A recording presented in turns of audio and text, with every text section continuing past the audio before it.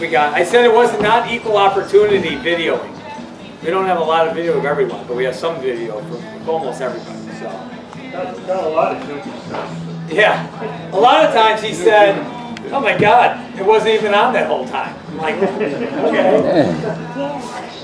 So It only happened once. So, to me, there wasn't a ton to be learned from our vantage point that we can bestow upon you right now as far as today. I mean, today was, you're all very good sailors, and you don't need someone like me telling you really any more than you already know. But I think it helps to go do what you did because it kind of gets the bugs out and gets your timing down for doing starts in particular. But we tried to keep moving the starting line. The wind was also moving, so it wasn't always a perfect science. But we tried to give you a little variety there, and we also kept changing the length of the course. So that if we were in more challenging conditions, whether it be real light or real windy, I think there would be a lot more you can see. But sailing around in 6 to 7 knots, whatever that was, 5 to 7 knots, it's really more on you to focus on your weaknesses. What I wanted to talk about a little bit today, now for the next 10 or 15 minutes, and then registration is going to be up through the doors upstairs. That'll open up when we're done here, so we can just kind of go up there and check in. It's my understanding that the next couple of days are going to be on the windier than we saw today. I don't know how windy. I've never sailed here, but it depends on who you ask. But more wind than today. And that's where I think you can do a lot of preparation before you go on the water. That'll help you. So when you're on the water trying to make decisions on your boat rig tune, those decisions are easier. So let's say tomorrow's forecast is sea breeze, at 15 knots. We'll use that number. 15 knots that's pretty windy. I mean, we're all hiking. You're depowering at 15 plus, especially with puffs. I'll tell you what the way I will set up for tomorrow on shore, and then adjust when I get out there, as opposed to setting up on shore at a neutral setting, whatever that means, and then adjusting when I get out. I'll set up for 15 to 20 knots on my trailer. And what I'm going to do is I'm going to make sure I have 250 pounds on my uppers. That's with, I know some people ask me, that's with no blocks, no lowers. That's 250, okay? Okay, Class limit. good question. Then what I do is somewhere between 3/4 and 1 inch of pre-bend. Let's just say 3/4. I'll set it there. Truth, mine's closer to 1 inch, but just in there somewhere. And I'll put 250 on the lowers. Okay? That is my... Without the backstay on? No. Without the backstay on. Without no backstay. 250 on the low? 250 on the lower. So that's where through years of sailing, boat feeling pretty good, and I'll come in and I'll measure where the boat is, and that's just for me what works for me over the years. So now, if you go out from there, I go through. Now I use Proctor sails. From there, I'll go through 6 full turns on my lowers, and from that much pre-bend up to like 1.25 inch pre-bend. So in other words, if we're sailing at 20 knots, and then the last race of the day we're sailing at 3 or 4 knots, enough to sail under 3, 4, 5 knots. I will have taken 6 turns off the lowers and put pre-bend from 3/4 inch up to as much as 1.25 inches pre-bend. So that's the range. And I would say of that range, I spend 80% of my sailing life in a lightning at 1 inch of pre-bend and medium. Probably 3 turns off, right in the middle of those. So 3 turns off. or 3 turns, 3 turns off from the top, from the heaviest setting, 3 turns off. Then the acid test is, I then sheet in and look at the lower, like we do a lot on G22s or other boats, and I'll say to my crew, just knock that lure lower a little bit. And if it's not dangling, I'll take another half turn off. So, in other words, Wait, in a you're putt, wanting it to it dangle or releases. It releases. What's that? You want it to dangle I- or not? Yeah. Not dangling like, no. Yeah, but you don't want it tight. I like, personally, I like that when a little puff hits, it releases. It's dangling in a puff. And when you're normally sailing, it's just real loose. I know it's kind of ambiguous, but you gotta. When the, It's it's a little ambiguous, but I guess all I can say is if you get a little bit puff, it releases. I think if you want to err on the lowers being a little too soft and a little too tight. I get a question going back to your initial setup when you're at 3/4 inch and you're 250 on the lowers without the backstay on, so you're not doing like tuning guide, like forestays at 0 and then you're reading Right, 18 on a loose gauge? I have to be perfectly truthful. The only time I use a loose gauge is in the parking lot. Put the uppers at 250s, 250. I put the lowers at 250. But no backstay on, you're No not back- zeroing out the forestay. I mean, I think I probably have it hooked on, but I'm not pulling any tension on it. well, you put the backstay on to get the head stay to 0. Yeah, You exactly. Put a mark on the, Well, you might, but I'm just telling you how I put the forestay at 45. Shit. That was your idea. David, you ever look up the Say map something, to Chad. see whether it's Does it end up any So, different? yeah, what you're doing to sail shape is, Well, let me put the asterisk up here. There's a lot of different ways to skin a cat, okay? I don't want to spend a lot of time and use up everyone's time here because I want to move ahead. That's good. I'm just going to tell you how I do it. You guys can do it however you want. There's many ways to get to the weather mark, okay? I'll just tell you how I'm doing it, and you can use that, don't use it.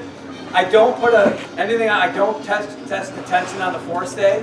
In Okay. other words, what I'm trying to say to you is, I would try to spend as much time as you can just studying the course, sailing the boat, and spend less time playing around with all the measuring gadgets. I think that takes away from the focus you should have, which is on sailing the boat efficiently, getting wind readings, spending time sailing the boat, and spending less time on the tuning of it. Now, you can get someone up here next to me who's a total, like Chad, who's a really technical guy. And no disrespect to Chad at all, but it's going to be a different conversation than you're going to have with me, okay? Dave, do you achieve your differences in pre-bend just on your lowers? You're not moving blocks at all then? I am moving blocks, yeah. You are moving blocks, So anytime okay. I would move tension on the lowers, I'll move blocks with the Do you tension. think it's one full turn on the lowers for every 1/4 inch? I don't know. That's what it is for me. I'm not sure. One false turn. I do a lot of it. Lowers I every don't. quarter. I That's spend interesting. 80% of the time at one setting. So if you think about it, it's only 20% of the sailing time. I'm really moving stuff around a lot. What I want to impart upon you is, I think it's important to know where you are, get a couple settings, and then focus on the stuff why these guys are winning all these races.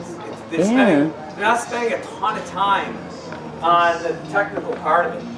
They're spending a lot of time on their maneuvers, on looking up wind, Because they know on that. having strategy and tactics to win sailboat races. I don't think they're spending 20% of their time on this stuff. So again, I go to a regatta, I put the mast up, I put 250 on the uppers, I put 250 on the lowers with between 3/4 and 1 inch of pre-bend. I set the forestay at 45. I never adjust the forestay length. 45 inch. 45 inches. 45. Yep. Yeah. That's And not where with we the are backstay now. on. At some point, That's I hanging. hook up the backstay, but it's loose. But it's not just disconnected. Well, the forestay's hanging. No, forestay it's hangs. usually Yeah. not connected. It's probably connected to get out of my way. So anyhow, a couple other things about sailing tomorrow. And you'll know the boat's set up right if you know, if you're sailing on 15 knots, 15 plus tomorrow, 15, 16 knots. I would sail with your traveler down. I would, you know, the boat should be pretty easy to sail. Let's just say it's not a puffy breeze. The boat should sail through the water. It should be easier for you, the helmsperson, to sail the boat. If you feel like you have a lot of helm, you know, you probably need to use a little bit more backstay. You probably don't have enough, you know, make sure the outhaul's real tight. Ian Woodcock, who's sailing with me this weekend, or Tanner, one of them asked me yesterday, you know, do you ease the outhaul? And I said, in 15 plus, I don't. I just leave the outhaul. I just leave it on. There's enough other stuff to worry about. I would, if you have a lot of helm, I would use the sails are built a lot of shape in the sails, but the sails are it's an underpowered boat, so there's a lot of shape built into the sails. So I'd use a lot of Cunningham. If you think you have a lot of Cunningham on, pull more on. Lots of Cunningham, flatten the sails out. If you're sailing upwind, you feel like you have a lot of helm, if everyone's working really hard to sail the boat, the boat's too loaded up. You gotta, like an airplane, you know, the wind has to exit your sails as fast as the wind's coming into your sails. So, one thing I notice a ton is people don't sail with enough wire. The wire can be deceiving because you hear a lot of that old, you know, the wire and the forestay length should be about the same. Well, when it's windy, you can have the two might look the same to your eye at one setting, and then you could pull another like 4 inches of wire on, and guess what? They still look about the same to your eye. Okay, so what I would suggest tomorrow, if it's real breezy, is I would have your forward crew, if they're a little smaller, put both feet up on the tow rail, pull too much wire up. Don't break Now, it. you gotta have to right out backstay and everything else. It's always easier to ease a little wire off than to pull wire on. So what I like to do, we'll go out, you have enough backstay on and everything else, Cunningham, outhaul, everything pulled on tight. And just have it so you almost have a little bit of S in your wire, so you know you have too much wire, and then ease it off. So in other words, what I'm trying to say is a lot of people don't sail with enough wire. And that's critical, because the wire tension, that is, you know, if you sail like a 470, you can appreciate how important wire tension is. Wire tension on the lightning is really important when it's real windy like that. It's easier to match them up when it's lighter. What is it doing? What is it doing? Yeah. The wire. Why so tight? Why so tight? Wire tension is you know, there's a couple things.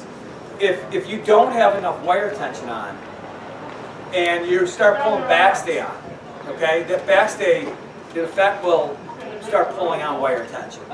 Yeah. Tightening the forestay. Yeah. But if you don't have enough wire tension on, and you're overpowered, so you're pulling backstay on, you're gonna start washing out your mainsail. Your mainsail will start inverting, and you're still gonna have too much sag, jib sag. Okay, so I think that all I'm really trying to say is make sure you have enough wire tension on. So if you're washing out your main, put on more wire. If you have so much backstay on, you're washing out the main. I think if you're set up right, I think you have enough lower, you know, your shroud tension, your lower shroud tension is really what's controlling your forestay sag. So assuming you're your right shroud tension, just assuming your shroud. I mean, if you go to your lightning right now and grab your two lowers and pull them, you'll see your forestay go tight. So your shroud tension, your forestay tension is really driven by your lowers. You know, the tighter lowers will make your forestay tighter. You know, you're shrinking, you're lengthening the length of your forestay. And then the third part of that is, you know, Vang. I think Vang sheeting works well for me. Does everyone know what I mean by Vang sheeting? So, when I was showing the kids yesterday when we were sailing, I think in like 15 knots, when you ease your main, you might want the boom to go up, a few inches. That's about it. And then you want it to start swinging like a barn door. So when you are sailing, you need to depower a little bit, like you feel like you're overpowered. When you ease main sheet, your Vang is going to keep your leech tight, as opposed to let the thing just go up in the air. And the windier it gets, the more Vang tension. Now, for those of us that sail Allens, or I don't know, the newer boats, Tommy puts a lot of purchase in the Vangs. So you got to be real careful if you are using a lot of Vang, that when you go around the top mark, that you ease that Vang a little bit before you ease the boom out, because there's so much load on it. Not everyone Vang sheets, but I think it's very efficient, and the boat sails nicely. If it's breezy tomorrow and your boat's rigged with twings, I would highly recommend using the twings. In light air, I usually don't use them at all, but when it's windy, I think the twings are essential for keeping your spinnaker under control. And when you're jibing, I think it's okay to imagine you're about to go into a jibe. You let your guy off, your twing, off only about 3 or 4 inches. And before you jibe, you pull your new one on, so it's down about 3 or 4 inches. So when you jibe, that just helps keep the spinnaker more control of the spinnaker, the spinnaker flyer. It doesn't let a guy go way up in the air. What will be your new guy? That's a lot of times why people tip over on jibes. It's because they don't control the spinnaker, and they might let the guy go or the sheet go, and the boat tips over. If you're going to be jibing this huge out, and you're on a plane, do you throw the main over first before you jibe the kite? If it's blowing huge, in your words there, if it's breezy, real windy, number one, I would just pick your timing. If you think you're going to jibe on this wave, and right at the moment, if you're skippering mostly, and all of a sudden you're about to jibe and it's not right, you're into a trough and it's not right, I would not jibe. Don't force it because everyone's doing their thing, okay? You want to jibe going down a wave, and usually when Jody's sailing with me, we'll go down the wave. She'll take the mast, the pole off the mast, help me throw the boom across, and then pop up underneath, go up on deck, and Well, it's nice. you could. What's that? We're on deck without submarining like Tanner asked me today. I mean, for a bigger kid like Tanner, I think that you are more vulnerable if you're up on deck during the jibe. You have more weight aloft. I think if you can Jody's short, so she just takes it off the mast, ducks, boom comes up, then she gets up on deck to do the jibe. Some people even just jibe and then take it off the mast. Yeah. Because remember, the That's what we do. spinnaker isn't rotating too much. You're going downwind, you're not sailing angles too much. So spinnaker flyer, if you can just keep the spinnaker out in front, if the skipper can keep the boat under the spinnaker, then you should be okay for a while. Whether both twings on. the twings on, flying the spinnaker, the sheets through the ratchets, versus how sometimes maybe today when you jibe you're kind of holding the guy out here with your hand because it's lighter. But if it's blowing 15 to 20 or plus, holding this guy out here, you're going to have to be pretty strong. And if that guy goes on you, if you can't hold it, you're probably going to tip over because the guy is going to go way off in some way out there. So I only mention it because it is supposed to get windy, and that's when people run into troubles, is on that technique. A couple years ago, Ed Adams will remember because I tipped over in front of him. What we did wrong in St. Pete is we were coming to Leeward Gates, and it was very windy. And but it had gotten windier through the race. So for the first couple times around, Ian could blow the guy and just free fly with his hand out there. But toward the end of that race, it got to be blowing 25 plus. And we were coming into the Lure Gates, and we blew that guy, and he couldn't hold it.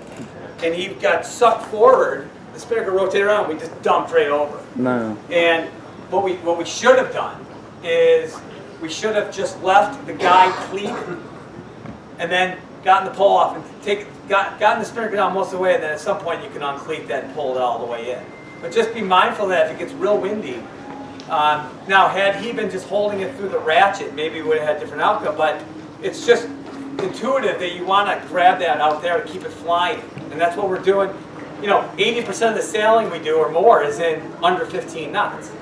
It's only in that 20 plus stuff that we might maybe see here. You got to be thinking about and careful about. I don't know how many boats use Telltales, but I personally, steering a Lightning, have a really hard time knowing the right wind angle to be on downwind without my Telltales. I literally stare at them like half the run to make sure your wind angle is proper.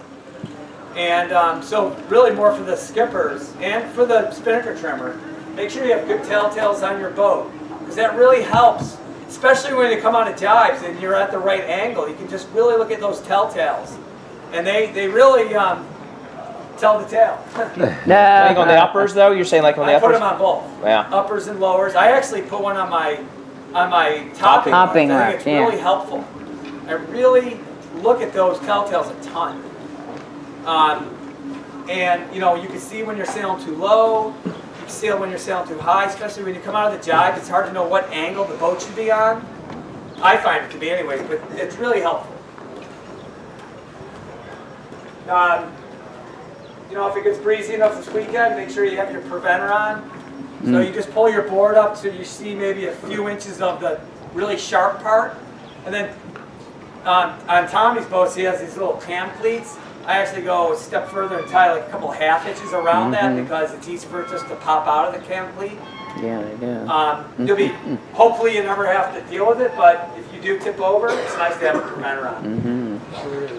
Yeah. So that locks the board from swinging in if you were to. If you were God to, forbid. a lot of times when the boats tip, many times the boats turtle. The weight would just drag. So what happens is the boat turtles, the center board will go all the way into the trunk. Yeah. And now you're on a nice flat boat bottom, And there's no and way you're out. like trying to pull a 130-pound center board out. Oh, just get out the barbecue. And Yeah, you just swim away from it.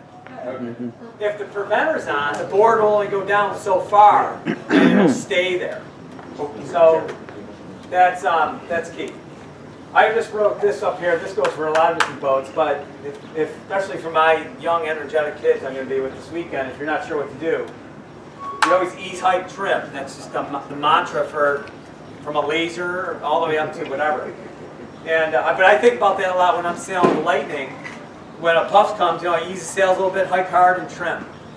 And that helps the boat keep moving through the water efficiently.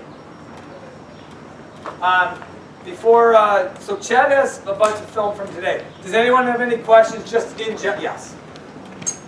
I expect to see a lot of chop tomorrow. If we've got our sails flattened, it's tough to power up through the chop. You're going to make all those quick, go to full power, go to flatten out, and how would you recommend dealing with it? So what I normally, if we're set up to deep power because it's breezy and then there's chop coming, the first thing what will make the quickest impact on your sail shape and your power is probably your backstay. If you have a fair amount of backstay on. So the first thing I would do, there's several things that you could do to power up the boat, but the backstay is going to give you instant sail shape, both in both sails. So the first thing I would do is Play the backstay. it's right there. Just ease the backstay to power through. Okay. More subtle things, and if it's not just if it's a general getting lighter, I would first get rid of the Cunningham. Make sure the Traveler's brought up to center line, and then slowly. But if you're in a position you need power quickly, the backstay is going to give you the most power. instant. If you have a big set of waves, what do you do as far as at the angle you approach the wave at and come off the wave at, and what are you doing with your sail trim as you do that? So, and we'll probably see a lot of waves. You know, you saw a lot today with the motorboat traffic, but you know, I'm personally a big fan of probably easing more than most, a lot of power into the waves, because the process, if you worry too much about losing height, so you sail high with your sails pretty tight, that process of going down speed and then building speed back up, it takes so long that when I see waves, I literally go down 10 degrees, ease the sails a little bit, sail through those waves at that angle. So you're down 10 degrees from where you'd be sailing, and then come up after it. So you're going through the waves, down, and if it's windy, you have to make sure you're hiking hard, because when you bear off, the boat's gonna want to heel.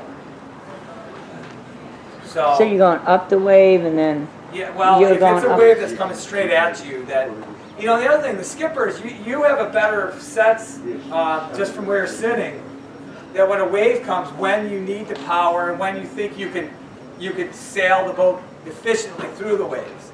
There may be a wind angle, a wave angle that it's better for you to just sail the boat. Hike hard, guys, but I can sail through this okay. You're just based on your experience. But if you think you're going to pound through waves, you asked it, Gary, if you're going to pound through waves, I'd bear off. Don't be afraid of losing a little distance to sail quickly through the waves. You're If you not. have somebody like right underneath you, you can't do that. That's That good. whole lane. If you have someone right on, that question is, the next question to be, well, where are you on the course? If you are making your way to the right-hand ley line and he's underneath you, you have to make those determinations. I mean, just in general though,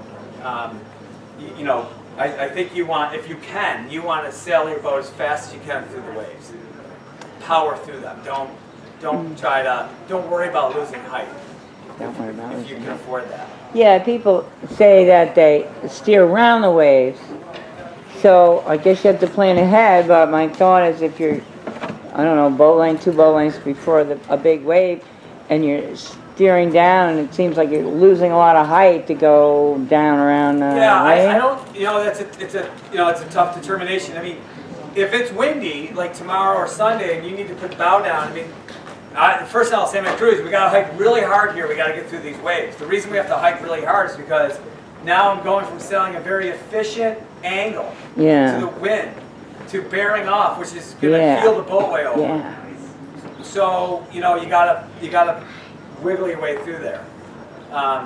You don't want to, if it's windy enough, you should probably have enough power to be able to sail through a lot of the waves. But shouldn't worry as much about losing the height as getting around Not the too wave. much, but the windier it gets, the more I see people. You're gaining on a lot of people, not through the water, but a lot of height difference. So you got to be a little careful about sailing too low. I've noticed that in fleet sailing, when it gets real windy, is you could be going the same. You may have noticed you're staying bow even with a guy, but after a quarter mile, you've gone like that. Yeah. You're still the same. It's and it might not that they're going faster through the water this way, but they're sailing more efficiently upwind. So the wave thing is Practice. Feel. Technique. Nick. Let's say flow and sting is just generally wavy. How are you balancing your sails using your depower controls? So it's like full on. It's blowing 20 plus, and there's tons of waves. Like it sounds like we're gonna sail on an ebb all day tomorrow, and if we get sea breeze, if we get, I think it's called sea breeze here. If you just get the normal southwest, that's gonna create a lot of sea, a lot of chop, because the wind is going the opposite way of the current. You want to make sure you're powered up enough to sail the boat well through that, but not sailing overpowered. And you know, that takes going out and trying to get some sailing in before the start. Make sure the boat, in those, when I said that we want to make sure the boat's sailing efficiently and happy through the water, that's all getting out of those conditions and actually sailing in them. And, you know, you want to make sure, usually people don't depower the boat enough. That's why it's so hard to sail. Yeah. So I would say really depower the boat, get yourself where it's easy to sail, and then back in, then maybe ease a little backstay and get your, you know, ease back into that feel. You know, you're going to find it. You just need to play around with your adjustments until you're there. Well, specifically, let's say you depower a lot, and you feel like you're at a point where the boat's moving all right, but you can't point. I mean, you think maybe, I mean, do you adjust a few things to try to move the rate on the mast a little bit? I think if you depower the boat enough where you can't really point, you're probably now underpowered. You know, because you are bearing off now to generate speed to hang with people. So so you're hence not pointing. So I think you've gone too far. You wanna make sure you have enough helm. You know, if you depower too much, you're gonna have lee helm. You're not gonna have any helm. You want to have some helm. But usually that's the case if you depower too much, if you can't point. Because you're actually bearing off Rein in, more and more jib to out, keep power. backstay on. Backstay. Hike your ass off. Yeah, I mean, and a lot of that is back, you know, having too much backstay on. That's gonna kill you the most. Is it ever, I mean, when you said something about the wire, you're kind of shifting things backwards, pulling on the backstay out to the wire. Good luck. Right. Is that ever something like that? Yeah, I mean, if it could be if you have too much wire on, you know, your jibs, the sails just, I mean, the wire is just making the jib very flat. Make that as tight as you can get it. You're taking all the sails out of the shape out of the jib, and that could, in essence, not give you enough power. So now you're bearing off. So easing a little bit of the wire. You know, if you feel like you're slow or not pointing, that makes sense. But I would just, you know, you wanna keep that wire and the forestay about equal. I was just making the point earlier that sometimes they look equal when it's not tight enough. You know, we did that last night where I was like, you know, pull that wire on another 5 inches. We still wasn't essing. Wow. How much are you, what is your blocking when you're pulling that much wire on? I mean, just to make it equal with the forestay?